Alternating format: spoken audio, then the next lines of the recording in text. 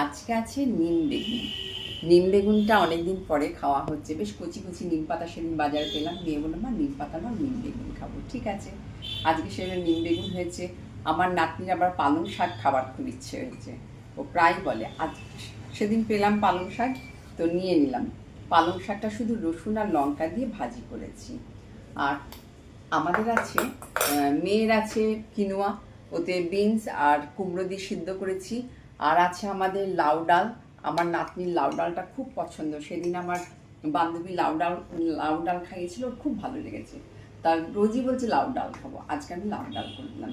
আর আছে আমাদের ছোট চারাপোনার বেগুন না পটল দিয়ে করা হয়েছে, পটল টমেটো দিয়ে করে দিয়েছি ঝোল।